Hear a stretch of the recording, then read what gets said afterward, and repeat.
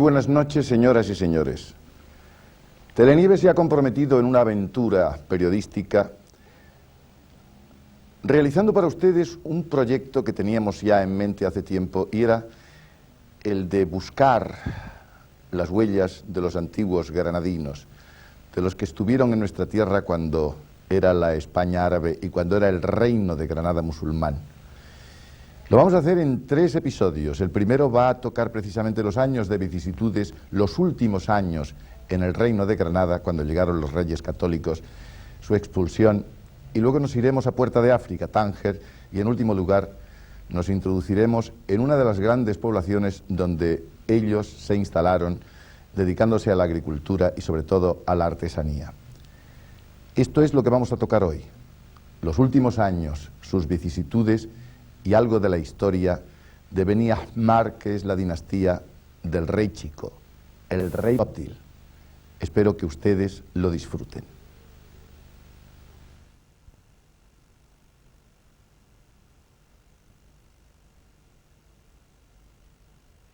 للتوب من ذنب ومن عصيان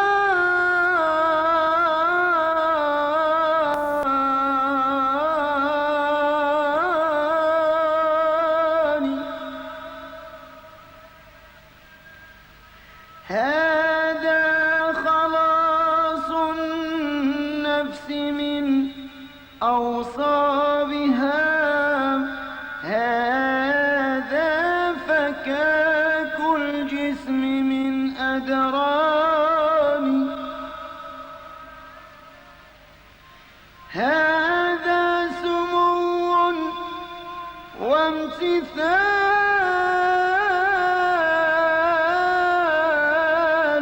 رائع هذا ثبات النفس فيه. ¿Cómo serían aquellos momentos para ti, Almoraima?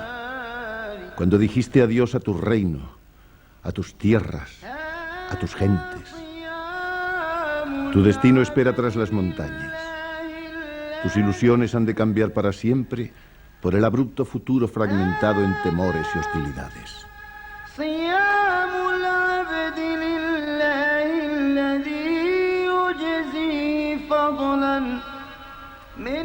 Queda un resquicio para la esperanza. La llave de la Alhambra se cobija en tu frágil mano como asidero a tu propia vida. La llave de tu casa, de tu entorno, del más prodigioso de los palacios que jamás se construyeron.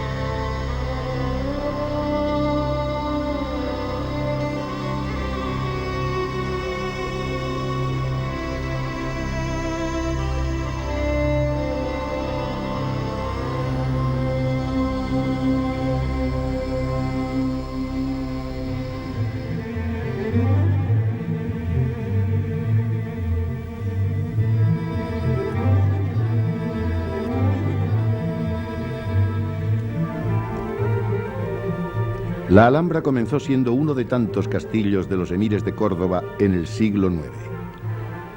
Sin embargo, en el siglo XIII, Al-Amar, fundador de la dinastía de los nazaríes, hizo de él su residencia.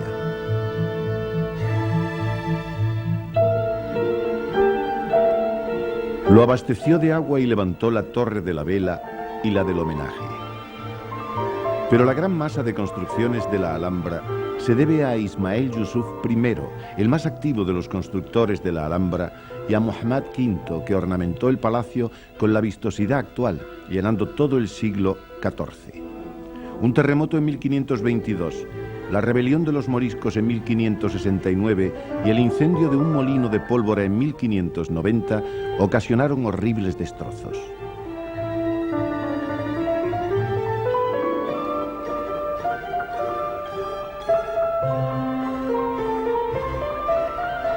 En el siglo XVII se hicieron reparaciones sin respeto alguno para el monumento y en el siglo XVIII se vio en total abandono agravado por su particular voladura al dejar las tropas napoleónicas la Alhambra, todavía considerada como fortaleza.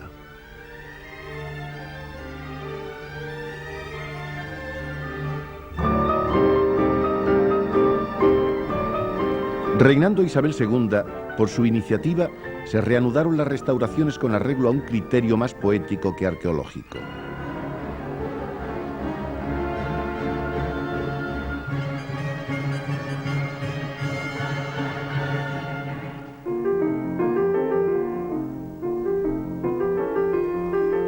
Abu Abdallah, llamado en las crónicas castellanas Boabdil, el rey chico, era hijo de Abdul Hassan y de la sultana Aisha la Horra, o la Honesta.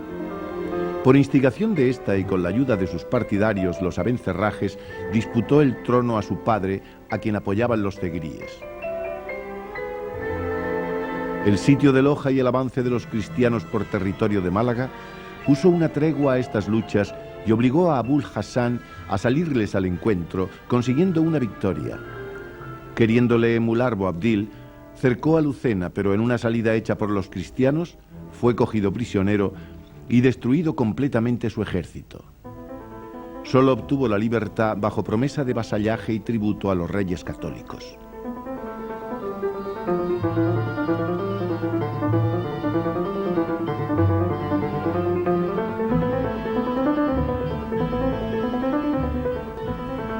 Vuelto a Granada, guerreó otra vez contra su padre, obteniendo por transacción establecerse como rey en Almería.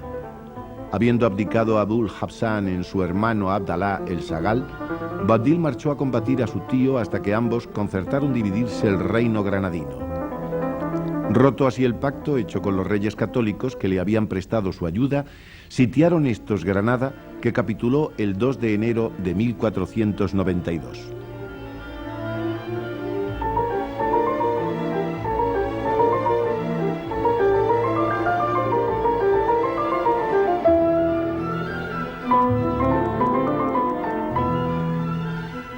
Boabdil entrega las llaves de la ciudad y tomó luego el camino de las Alpujarras.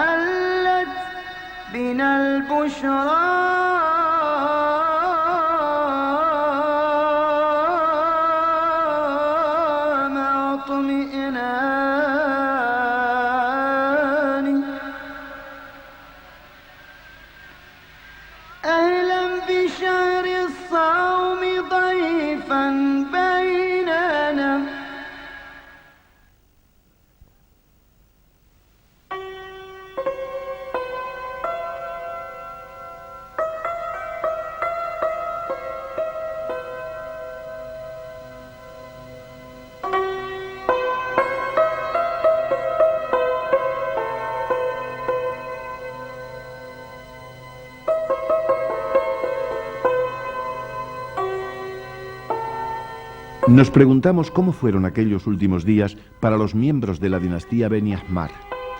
Recogemos algunas respuestas en un importante islamólogo, académico y profesor de universidad, don Emilio Santiago. Lo que más intervendría, o lo que más esencialmente sería necesario para interpretar esta época y este personaje extraordinariamente singular en el fin de siglo que le cabe vivir, pues sería utilizar un poco la lógica y a veces también cierta dosis de imaginación. Tenía su tiempo contado y esto pues lo deja traslucir en su misma actitud frente a la política, en su misma actitud frente al arte y en tantas cosas que incluso trasminan lo literario. Y hay también un elemento ignoto, es decir, un elemento oscuro, un elemento desconocido, que hay que leer entre líneas, ¿no? Esa voluntad de entrega de la ciudad, ese comportamiento del propio Abu Abdallah, Boabdil, el último soberano de nombre Muhammad, el que hacía el 12, de su dinastía y lo que para él representa esa entrega de la ciudad. No sabemos si con una certera visión de la realidad política insuperable, situación ante la magnitud del asedio castellano, o si caben ahí imaginar o en cierto modo suponer otras actitudes de otro carácter.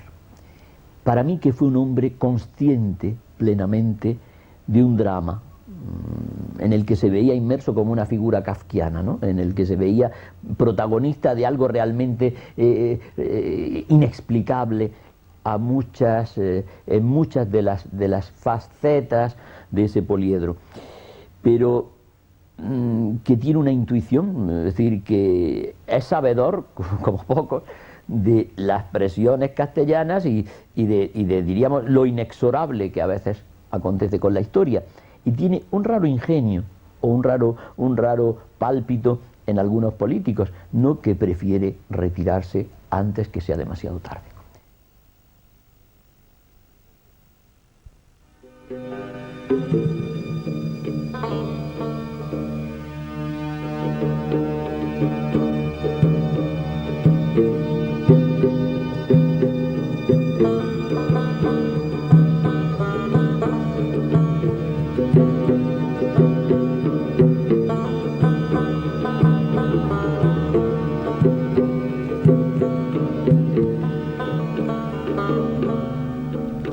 Granada en la época musulmana se parecía a las ciudades árabes del norte de África y el Medio Oriente.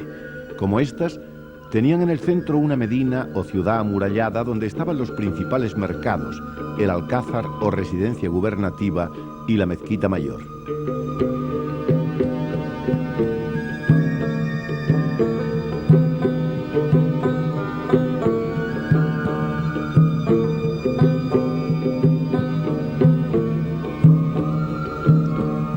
Las calles principales de la Medina nacían en las puertas de la muralla y estaban empedradas. El resto era un laberinto de callejuelas estrechas y tortuosas, con suelo de tierra, cuya anchura y dirección cambiaban cada varios metros. Donde se ensanchaban formaban pequeñas plazas que servían de zoco o mercado. Los barrios exteriores a la muralla tenían sus zocos, mezquitas, comercios y baños propios. Tanto las grandes puertas de la Medina como las cancelas de los barrios se cerraban por la noche para evitar robos.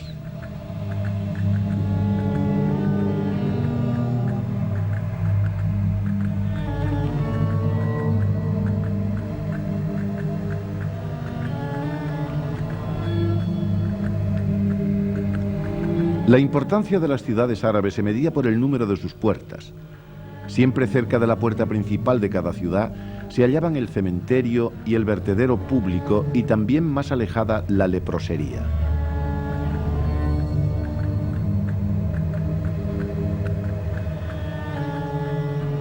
Normalmente las grandes urbes tenían varios cementerios musulmanes, además de uno para los judíos y otro para los cristianos. Como los hispano-musulmanes eran amantes de la naturaleza, sus ciudades estaban rodeadas por hermosos jardines y fértiles huertas, regados por medio de norias, aljibes y acequias.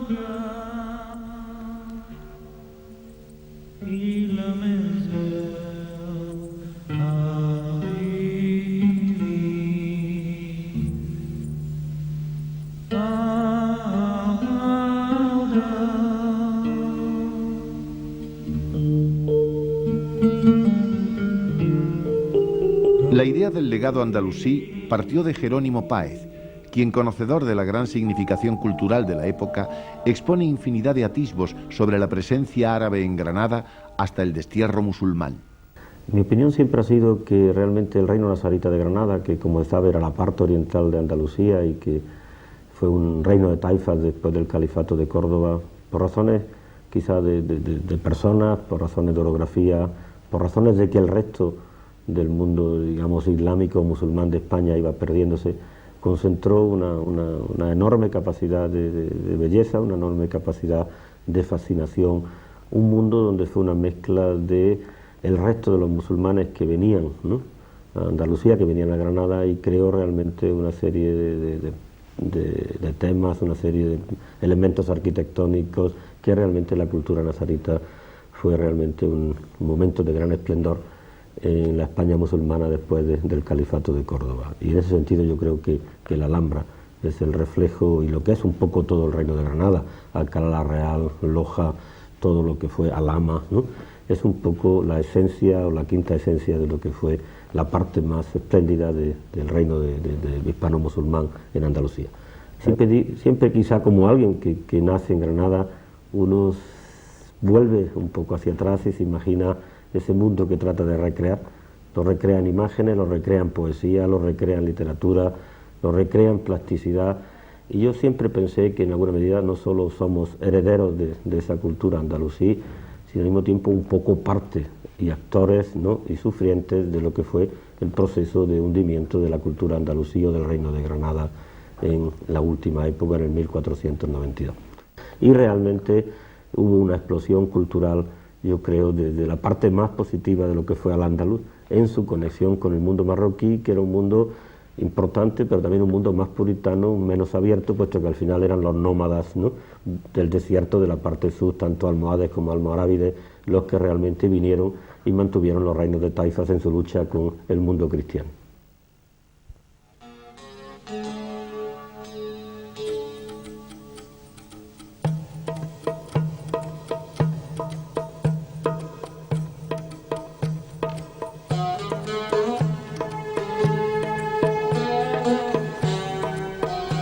En general era difícil saber por la fachada de las casas la condición social de sus dueños, ya que no tenían adornos y sus pocas ventanas, cubiertas por celosías, no dejaban ver el interior.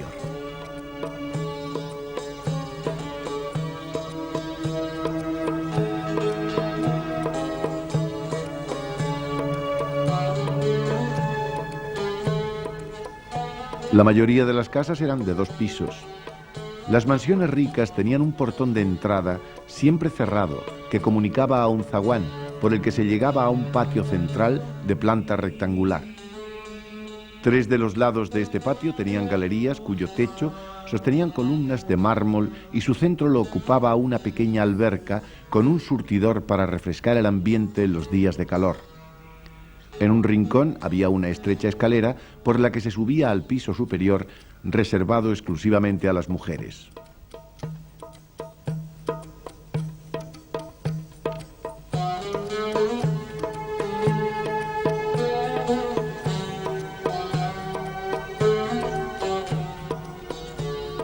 Las casas humildes eran parecidas, pero mucho más pequeñas. No tenían más de 50 metros cuadrados y sus habitaciones eran muy angostas.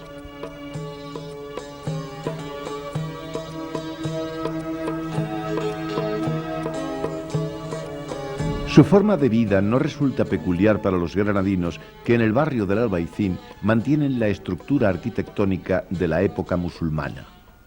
Yo creo que también era una vida alegre, era una vida donde había cantidad de fiestas de vida cotidiana y además donde había una participación grande de lo que era el zoco en la zona central de Granada, al bajar al pie de la Alhambra. El Albaicín debía ser una especie parecido hoy a lo que es la Medina de Fez, lleno de todos los elementos, de olores, de sabores, de colores, de inciensos, ¿no? Una vida muy parecida en sus calles y en su tejido real, pero en definitiva yo creo que también fue una sociedad que vivió junto casi en una dicotomía, es decir, por una parte era su vida real y también su sensación, pues yo creo que eso era de que al final no tenían futuro. Al final yo creo que los árabes o los musulmanes, hispano-musulmanes en Andalucía, en Granada, vivían muy apegados a la tierra. Era una vida muy íntima, muy dentro de ese concepto familiar que dicen, bueno, que las casas de los moros, ¿no?, es como el cariño de aquella gente que hacia adentro, hacia afuera no es demasiado bonita, pero hacia adentro es preciosa. O sea, yo creo que era una vida recogida, donde el padre de familia ocupaba un papel importante, donde la madre, en líneas generales, estaba en casa y tenía una cierta fuerza y controlaba la casa de forma importante, era el elemento civilizador de la relación. Y por otra parte donde su vida cotidiana estaba muy desarrollada, tanto en el aspecto de características específicas de comida e incluso de todo el tipo de utensilios, de cerámica, etcétera, etcétera.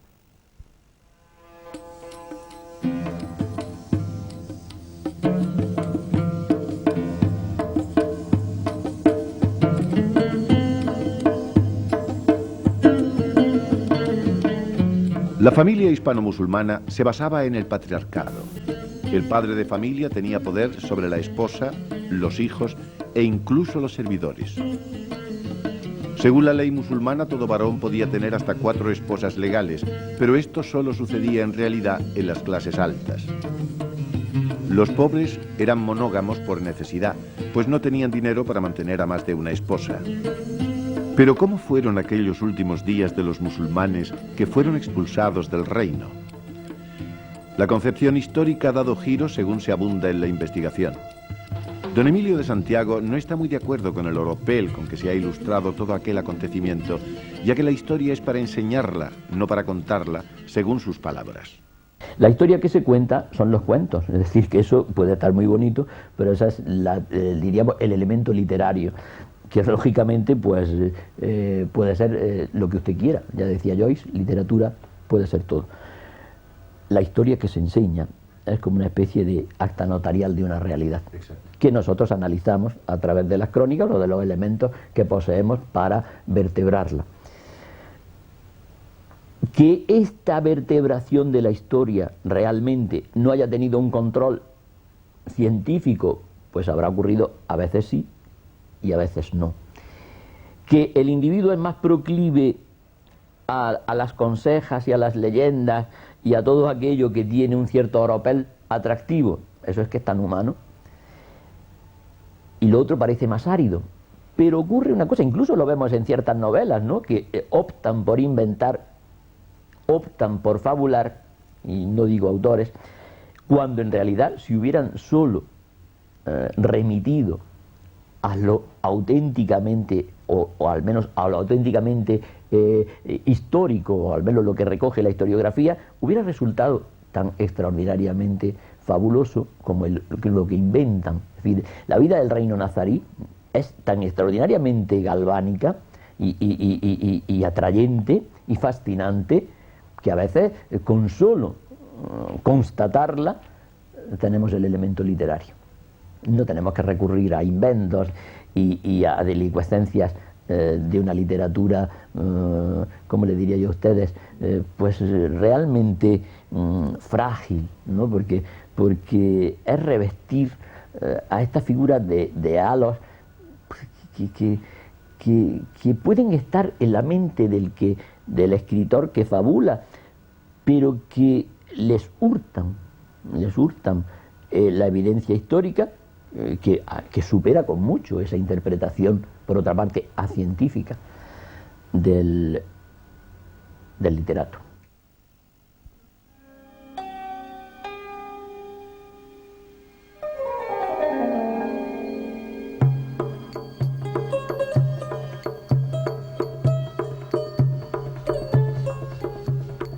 En cuanto a la alimentación, variaba mucho según la posición social de la familia. La base, desde luego, era el trigo. En cada familia, el ama de casa o la criada de los ricos confeccionaba su propio pan, según una receta heredada de generación en generación, que se llevaba a cocer al horno público más cercano. Entre las familias humildes, la carne era un lujo reservado a las fiestas religiosas. En invierno, tomaban sopas de sémola u otras féculas con carne picada. El plato más popular era una papilla de carne picada y trigo cocidos con grasa. Eran también corriente los purés de lentejas, de habas y garbanzos, y las sopas de verduras con especias. Comían en escudillas de loza con simples cucharas de palo. En verano eran muy aficionados a las ensaladas y a los entremeses fríos con salsas picantes, también a la fruta que abundó siempre en el Al-Ándalus. Tenían mucha afición al pescado, sobre todo en escabeche, y lo tomaban en cualquier época del año. Las bebidas más comunes eran el agua aromatizada con esencia de azahar o de rosa, la leche y jarabes de membrillo, manzana, granada, limón y horchata. A pesar de la estricta prohibición del Corán, los hispano-musulmanes bebían vino, ya fueran ricos o pobres. España era desde muy antiguo productora de vino, así que también en esto influyó la cultura cristiana sobre los árabes. Y eso es como pensar que en España no ha habido mestizaje. Mire, lugar de más tránsito y paso de culturas y etnias que el solar hispano, pues no creo que haya muchos en Europa. Mire usted lo que tendremos en nuestra genética, en los más oscuros y subterráneos lugares de nuestra llamaríamos intrafisiología. Vaya usted a saber lo que ha habido. Los mestizajes, es que el español no resulta ser racista, aunque mucha gente se obstine en hacerlo proclamar, y la evidencia histórica pues lo constata, muladíes, etcétera, etcétera, a ver qué fueron. Es decir, pero es que no olvidemos que el hijo de Musa, Ibn Nusair, el invasor, se casa con la viuda del rey Rodrigo. Ya, que la abuela de Abderramán III era la reina Tota de Navarra.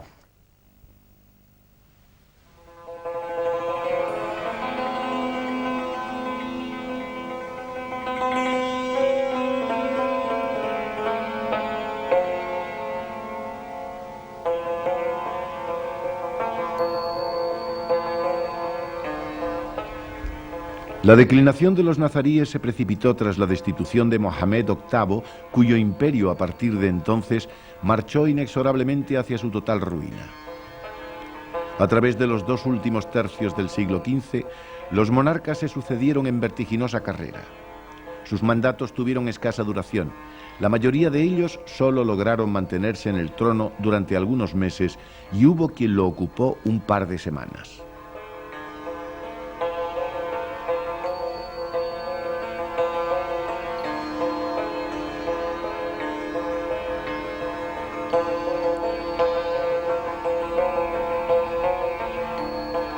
Debilitados por las disensiones internas, los granadinos se sintieron impotentes para contener el avance de Castilla y no solo mendigaron socorro de los mariníes y del jefsí de Túnez, sino que acudieron al más poderoso sultán de aquellos tiempos en petición de auxilio, el cual contestó a los embajadores de Mohamed IX el Zurdo, que le llevaron obsequios y le recitaron un poema panegírico: país que está muy lejos, y no es posible equipar un ejército expedicionario que vaya a defenderos. Las expediciones militares de los castellanos estragaron a la agricultura, en la que durante la primavera de 1431 realizó don Álvaro de Luna, la vega granadina fue talada y más de 100 alquerías quedaron totalmente destruidas. Esta expedición precedió a la que unos meses después hubo de efectuar con no menores daños para los granadinos don Juan II de Castilla, y en la que se libró el célebre combate de la Higueruela, en el que los nazaríes fueron derrotados y que juntamente con la conquista de Alhama constituyeron las 2 acciones de guerra más importantes entre las ocurridas durante el siglo XV.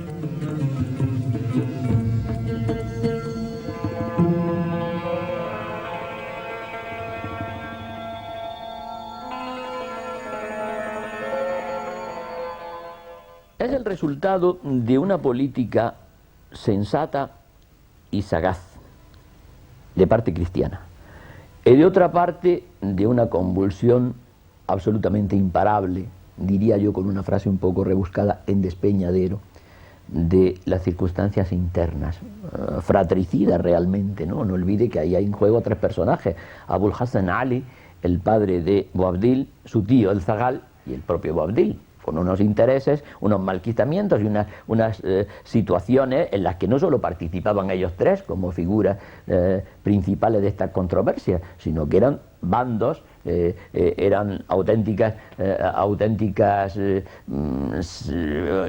¿qué les diría yo? Clanes y hasta familias y que se agrupaban en torno a la figura, lo catapultaban a una cosa, después le retiraban el apoyo. Había un tal enrevesamiento de la situación, un proceso tan extraordinariamente laberíntico que se le veía al final. Es decir, esas cosas cuyos finales están cantados. Entonces, ¿los cristianos qué tienen que hacer? Pues incentivar esas enemistades, esos antagonismos, y sentarse a esperar, como un poco transformarse a pan la letra en El Espectador de Ortega, ¿no? Se sentaban y veían pasar.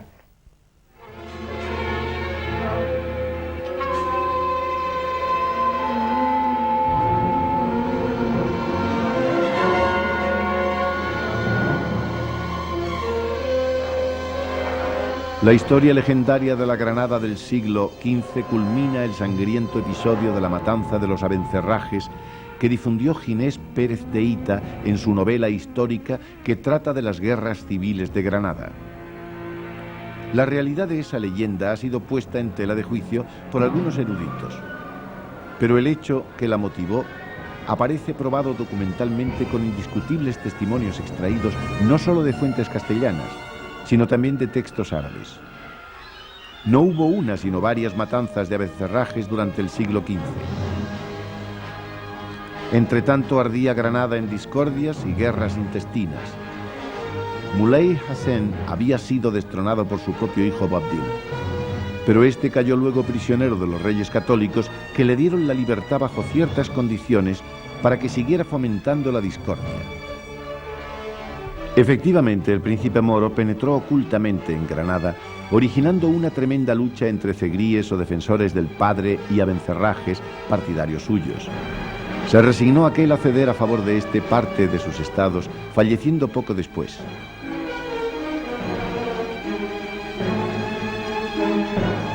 Pero a las pretensiones de Boabdil se habrían agregado las de su tío el Zagal, que se hizo proclamar rey, aunque luego se avino a compartir la corona con su sobrino.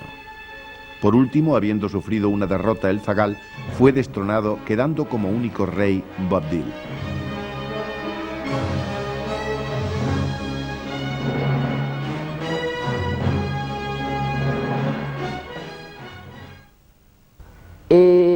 La marcha de estas familias notables, les aseguro que no fue penosa. Aunque si le queremos conceder un nivel de dramaturgia romántica, podemos hacerlo. Muchos de ellos fueron bastante bien servidos. Incluso, estando en el señorío que le dan en las Alpujarras los reyes católicos al último monarca nazarí, su madre vende la alquería de Zujaira a la familia Valdivia, que no era cosa baladí la cantidad que le dan, y hay documentos de compraventa que existen. No todos los exilios fueron dorados, y mucha gente penaron el haberse quedado aquí, algunos por temor a abandonar lo poco que poseían, otros porque no pudieron, y otros porque a lo mejor soñaban, que también es muy humano, en que todo cambiaría. Sí. Y que volverían a recuperar algo. Es decir, también a veces esa imaginación mesiánica que tenemos los hombres, ¿no?, de ser redimidos del dolor presente, y sobre todo los semitas, ¿no? Pero que no es tan simple la cuestión. Lo que pasa es que para hacerlo a lo mejor inteligible, pues descendemos a realidades que no son, aunque nos resulten aparentemente más fáciles de concebir o de aprehender, ¿no? Pero esto no. Yo soy partidario de llegar siempre a la verdad, porque a veces se produce la sorpresa de que resulta ser más didáctico y bastante más comprensible y lógico el hecho real que el fabulado.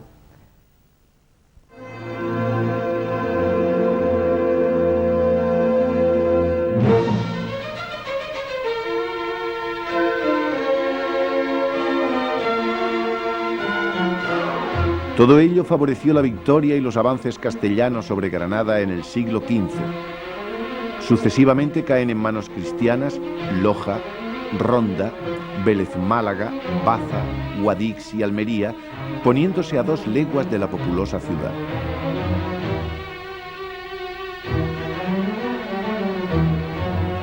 Granada tenía 400.000 almas, lo cual no debería causar extrañeza, considerando que en esta ciudad se habían ido refugiando casi todos los moros expulsados de las otras.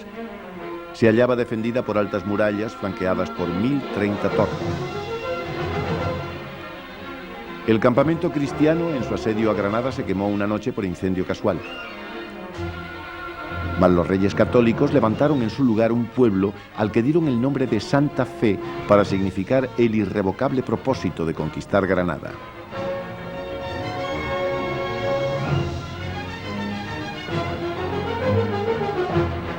El siglo XV fue una época de crisis para el reino moro de Granada. El bloqueo fronterizo y naval por parte de Castilla constituyó un problema serio de abastecimiento de productos básicos, lo que llegó a crear, con frecuencia, crisis alimentarias. Los granadinos, faltos ya de todo recurso, tuvieron que rendirse aceptando la capitulación propuesta.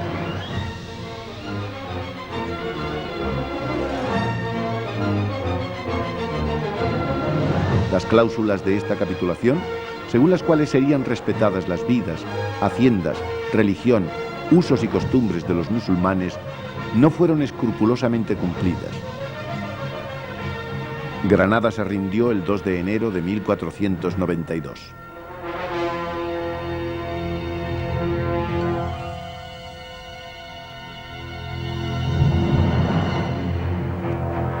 El cardenal Mendoza se puso en marcha en dirección a Granada con 3000 infantes, al mismo tiempo que Boabdil dejó para siempre sus mágicos alcázares.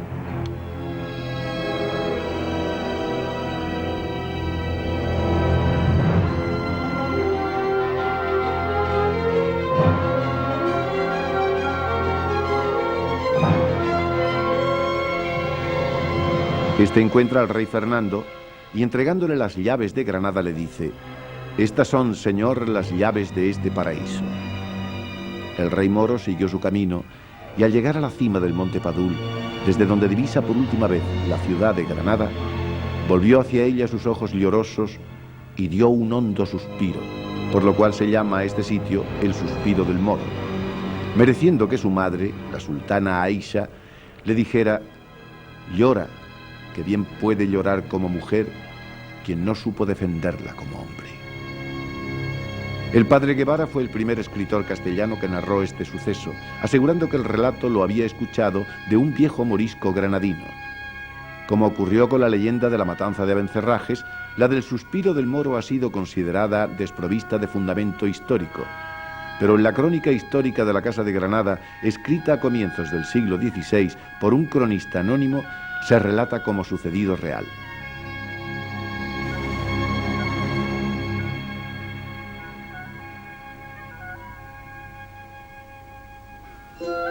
Con la expulsión de los musulmanes del reino nazarí, ¿entramos en un ostracismo creativo?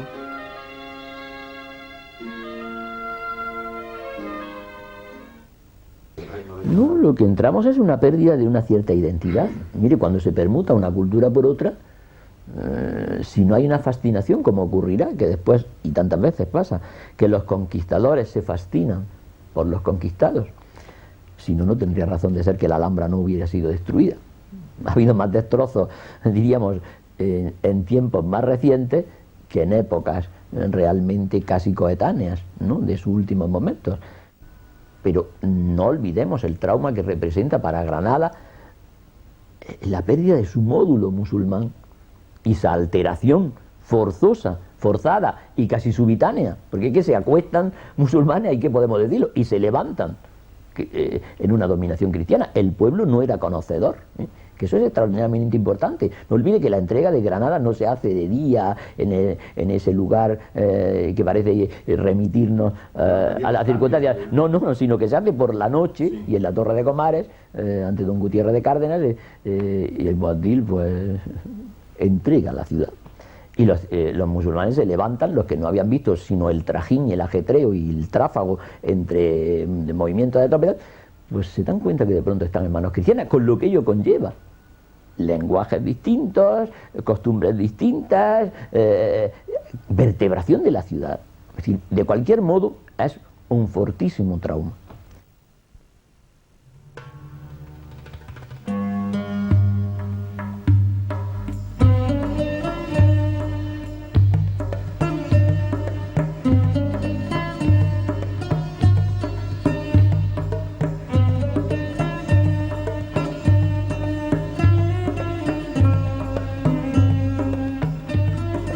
En cuanto a lo que queda de ellos, es patente en cualquier recorrido por las calles de la ciudad. Su arquitectura, predominando sus arcos.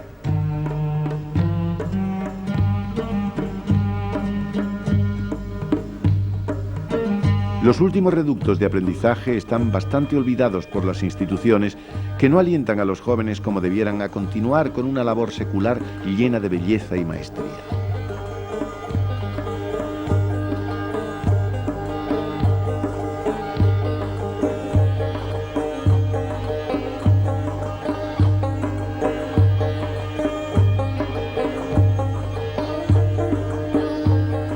Los pocos artesanos que aún quedan en Granada se quejan fundamentalmente de la falta de apoyo que tienen por parte del gobierno. Aseguran que probablemente desaparezca por completo la labor artesanal de aquí a un par de décadas. Los impuestos son tan absorbentes que sobreviven con dificultad.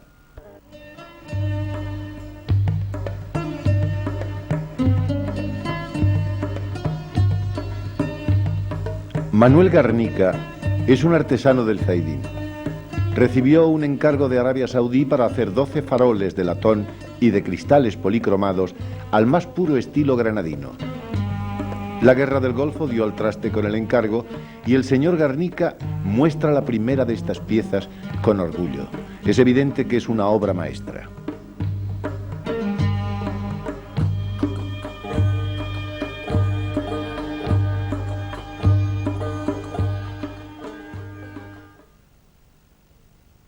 Tenemos oído que usted de Arabia Saudí tuvo un encargo muy importante. Sí, Cuénteme. ahora se verá, un farol bastante importante. Sí. En aquellos tiempos eran 24 piezas, pero hice la muestra, que la tengo por ahí, es una muestra muy bonita, y mandé las fotos y todo, pero a raíz de aquello empezó la Guerra del Golfo y se suspendió todo. Y hasta la presente me quedé solamente con la muestra. ¿Qué tiempo de elaboración tuvo esa muestra? Pues esa muestra tenía 3 meses largos cada una.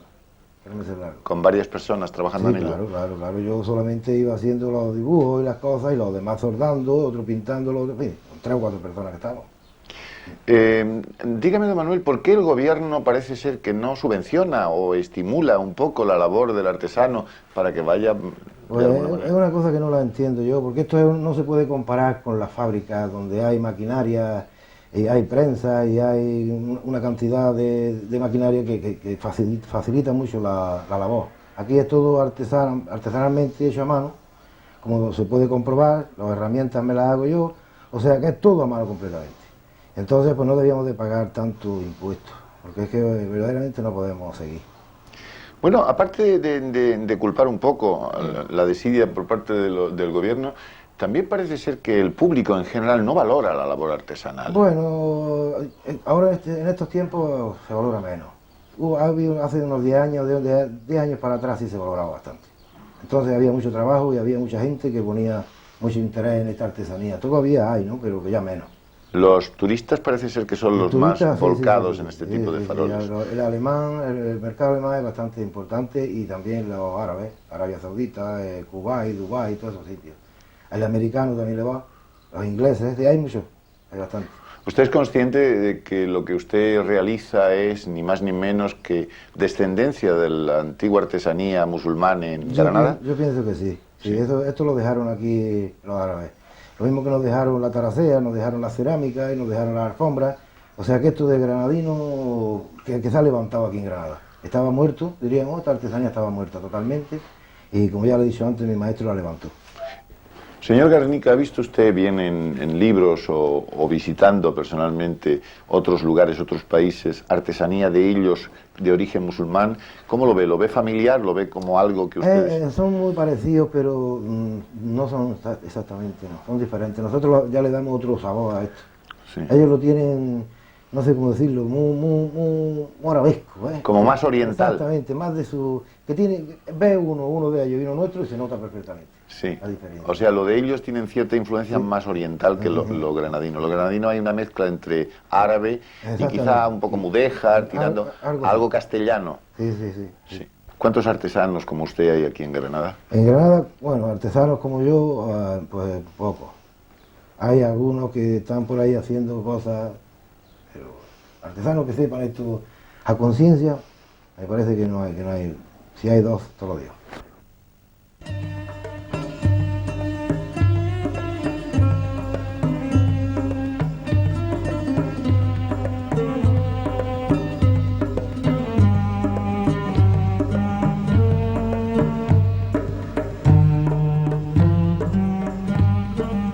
La taracea es quizá la más pródiga de las formas artesanales granadinas. Uno de los grandes maestros es José Beas, un artesano granadino que nos muestra una pieza de indudable valor.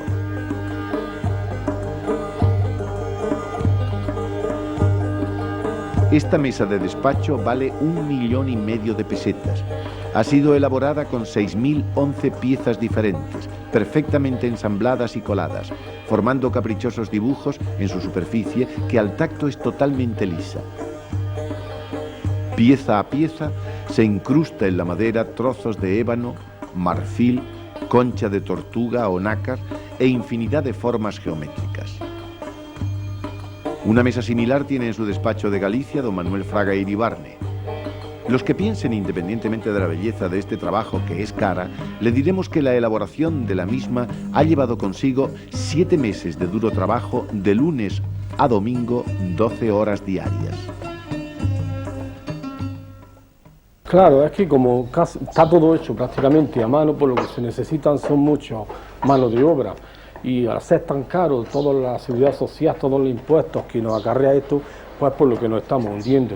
Y prácticamente, como no hemos recibido, bueno, prácticamente no nunca hemos recibido ayuda de ningún medio estatal ni de ninguna clase, por eso es por lo que se está desapareciendo esto.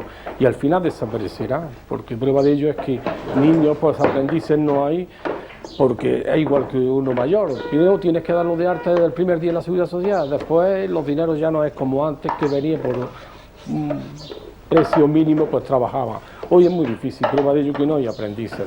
Pues normalmente una mesa lleva un nogal, lleva un sicomoro, que es el embalaje, como si dijéramos la hechura en blanco, y después pues todos los adornos, las incrustaciones que llevan, pues raíz de sabina, nogal también, moral, que viene de esto de los árabes, que por eso había aquí tanto moral, porque esto era la escuela donde se hacía de la seda en Granada.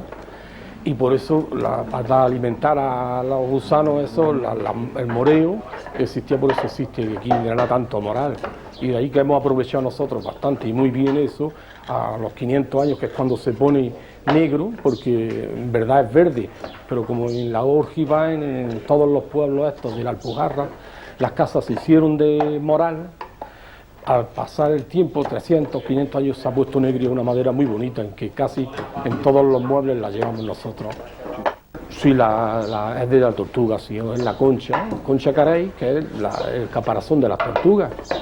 Eso entonces es más difícil de trabajar, ¿eh? Después, una vez terminado, queda muy bien, con una facilidad muy grande, una vistosidad exagerada contra que le da el barniz, y queda bastante bien, claro que es muy laborioso, más que caro, es que es muy laborioso porque, por ejemplo, las partes blancas, todos los pedacitos blancos que tienen las mesitas, los muebles, todos cuantos hacemos, blanco es de hueso, y el hueso es muy barato, pero una canilla de un toro que sale 15 o 16 piezas, pues se tarda 5 horas en preparar esa simple pieza.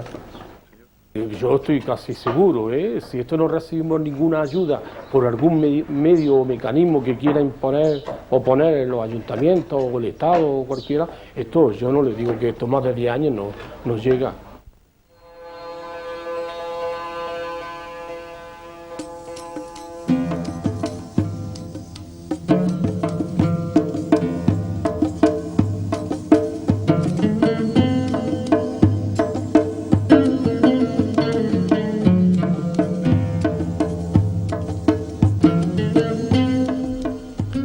El estuco, el repujado en cuero, la taracea, el cobre, el forjado, las vigas artesonadas de cedro y la típica cerámica granadina es un legado andalusí que decora nuestro entorno y con el que vivimos día a día en estas tierras, junto con infinidad de palabras de origen árabe.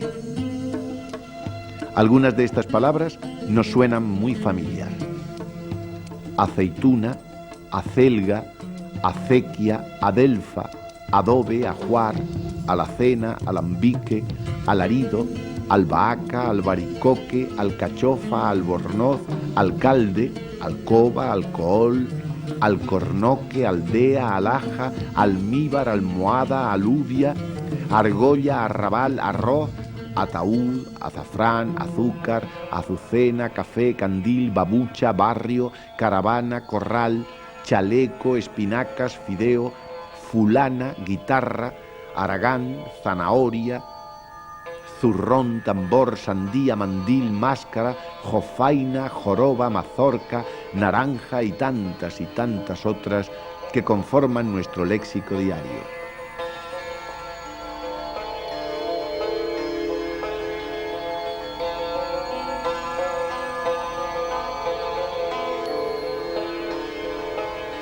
Se dispersaron unos, aceptaron pagar el canon otro, los mudéjares. La mayoría se convirtieron al cristianismo, los moriscos. Otros decidieron apartarse del sometimiento y marcharon al Magreb en busca de un futuro de libertad.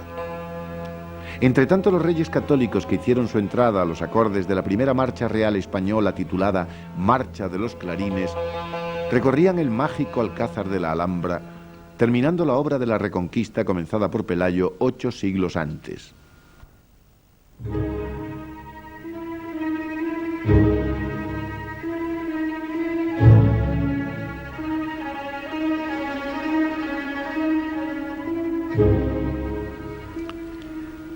El proceso de la repoblación musulmana granadina por otra cristiana fue lenta y sangrienta entre los años 1485 y 1571.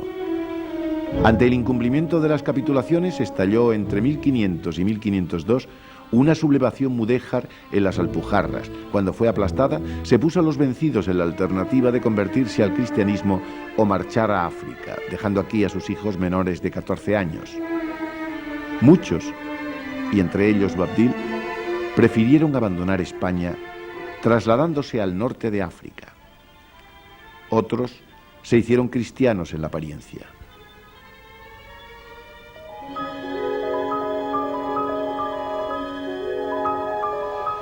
هذا خلاص النفس من أوصابها هذا فكاك الجسم من أدران هذا سمو وامتثال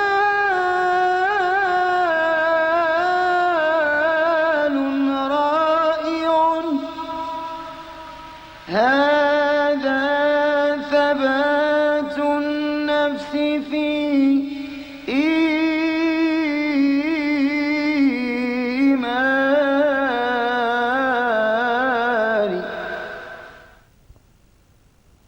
No se les consentirá que hablen la lengua arábiga, ni que le enseñen a los niños, ni que los susodichos vivan juntos, ni que hagan juntas entre ellos, porque de esa manera olvidarán su lengua.